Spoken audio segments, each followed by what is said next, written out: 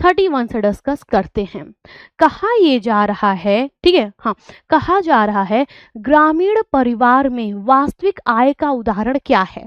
पहला है दूध बेचना, दूसरा घर में उगाई हुई सब्जियां, इसके अलावा आपके पास एक और है जो कि क्या है, जो कि है सैलरी यानी वेतन, और एक आपके पास है किराया। ग्रामीण परिवारों में वास्तविक आय का उदाहरण क्या है। आप आंसर करेंगे कि जो ग्रामीण फैमिलीज हैं उसमें रियल इनकम, और कल हमने बात की थी इनकम कितने प्रकार का होता है, 3 होता है। एक होता है मनी इनकम, मौद्रिक आय, दूसरा होता है रियल यानी कि वास्तविक, और तीसरा होता है आत्मिक यानी कि साइकी इनकम, है ना। तो जो मुद्रा के फॉर्म में मिले वही मौद्रिक है, और उस मुद्रा को खर्च करके या बिना खर्च किए हुए जो आप सेवाओं का, जो आप सुविधाओं का एक निश्चित समय के लिए उपभोग कर रहे हैं उसे ही हम वास्तविक आय कहते हैं, है ना। और फिर उस आय, वास्तविक आय का उपभोग करके जो आपको सेटिस्फैक्शन मिलता है वो आपका साइकी इनकम कहलाता है, ठीक। तो यहाँ पर अगर पूछा कि वास्तविक आय का उदाहरण है तो आप आंसर क्या करेंगे, घर पर उगाई गई सब्जियां। आप घर पर ही सब्जी उगा ले रहे हैं, ठीक है, आप घर पर ही कपड़ा सिल ले रहे हैं, आप खुद ही बच्चों को ट्यूशन पढ़ा दे रहे हैं, अपने बच्चों को सेल्फ आप पढ़ा रहे हैं, ये सब क्या है, ये सब आपके वास्तविक आय के अंतर्गत आते हैं। आपका क्वेश्चन नंबर 31 का आंसर क्या हो जाएगा, ए हो जाएगा, ठीक है। ओके, आगे चलिए नेक्स्ट क्वेश्चन की बात करते हैं। क्वेश्चन नंबर 32, क्या कहा जा रहा है, कहा गया कौन सी आय परिवार की, ठीक है, कौन सी आय परिवार की क्रय शक्ति को सीधे बढ़ाती है। बताइए क्रय शक्ति किसमें होगी, आप कौन सा ऐसा आय का प्रकार है जिसको दे करके आप कोई वस्तु खरीद सकते हैं।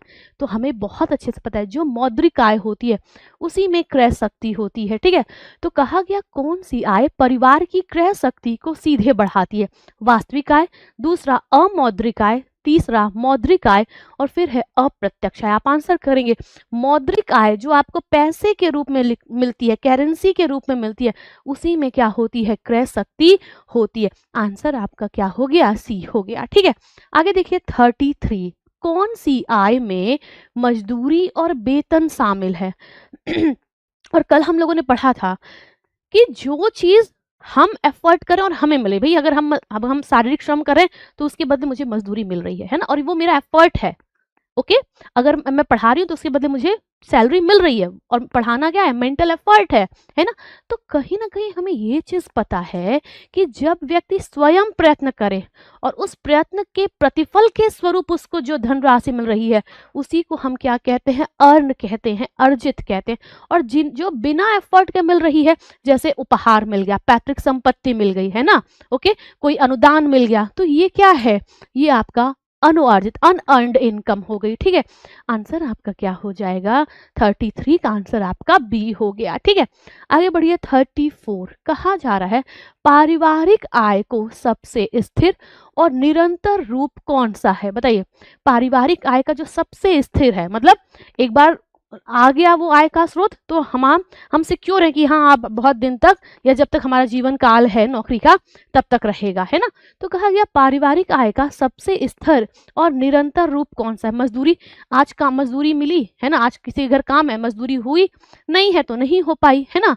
दिवाली वगैरह में या अभी देखिए खेती का समय चला है तो मजदूरी मिलेगी, लेकिन हमेशा तो नहीं मिलती है ना, वो एक अस्थाई, स्थिर और निरंतर नहीं है।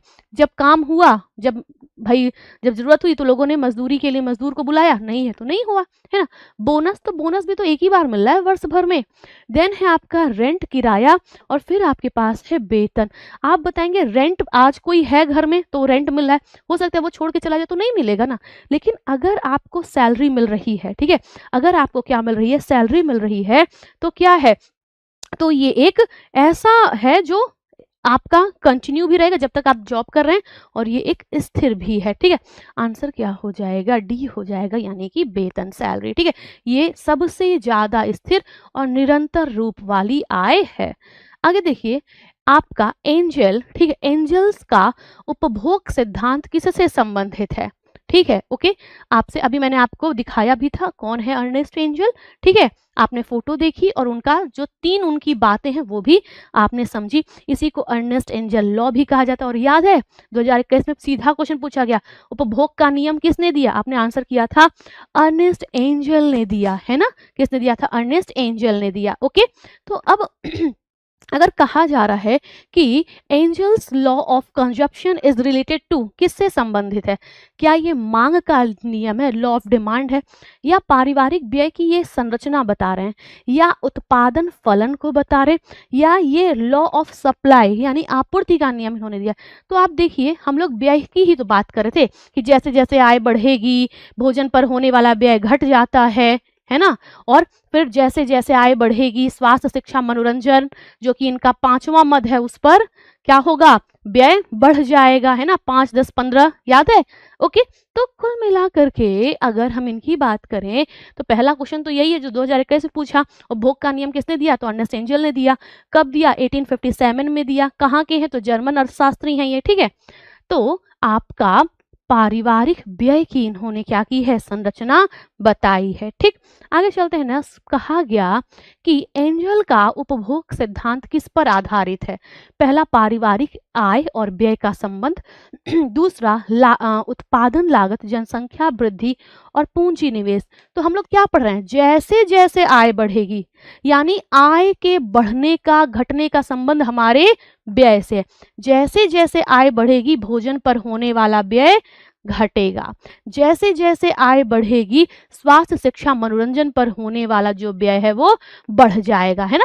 तो ये हम आय और व्यय को क्या कर रहे हैं? उसी को तो हम लोग रिलेट कर रहे हैं ना, उसी का रिलेशनशिप देख रहे हैं। तो एंजल का उपभोग सिद्धांत किस पर आधारित है? आप आंसर करेंगे कि एंगल का जो उपभोग का सिद्धांत है वह किस पर आधारित है? तो पारिवारिक आय और व्यय के संबंध पर ये डिपेंड है, आधारित है, बेस है, ठीक है। कहा गया कि एंगल के अनुसार, एंगल है जैसे ये जो आपका एंजल जो हम लोग पढ़ते हैं ना, वो एंगल जब इसको सीधे हिंदी में कन्वर्ट करेंगे तो एंगल लिखा हुआ आएगा, ठीक है। तो कंफ्यूज मत होइएगा, एक ही व्यक्ति है, अलग नहीं है। तो कहा गया एंगल के अनुसार जब पारिवारिक आय बढ़ती है तो क्या होता है? बताइए, ठीक है। आपके पास पहला है आपके पास पहला है भोजन पर व्यय समानुपाती रूप से बढ़ता है।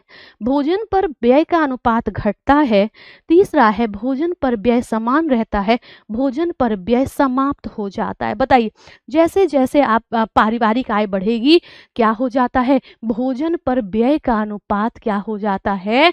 घट जाता है। ओके, घटता ही तो है ना। ओके, आंसर क्या हो जाएगा? 37 का बी हो जाएगा। क्लियर? ओके, 37 का हो गया बी। अच्छा, आप मुझे इतना बता दीजिए कि अगर मैं लिखूं अर्नेस्ट एंजल के अनुसार भोजन पर व्यय 60% किसका है? ठीक है, मैंने 60% लिखा और फिर मैं यहाँ पर इनके इन्होंने 3 समूह लिए थे, है ना। 3 समूह में ऑप्शन नंबर ए मान लीजिए इनका निम्न समूह हो गया, निम्न आय वाला। बी हो गया एवरेज यानी कि औसत, जिसको हम लोग मध्यम कहते हैं। और तीसरा इनका हो गया हायर इनकम, उच्च ग्रुप। और डी हो गया इनका ए और बी। ठीक, आप आंसर कर दीजिए जल्दी से, सभी लोग आंसर कर लीजिए। हाँ, आप आंसर क्या करेंगे? आप आंसर करेंगे कि अर्नेस्ट एंजल ने जो भोजन की बात की है, इन्होंने बोला है कि निम्न वर्ग 60% खर्च करता है भोजन पर अपनी टोटल इनकम का, जबकि जो मध्यम वर्ग है वो 55% खर्च करता है, और जो उच्च वर्ग है वो क्या करता है? 50% खर्च कर। ये लिखा है अर्नेस्ट एंजल के अनुसार भोजन 60%, और आपको बताना है कौन 60% खर्च करता है।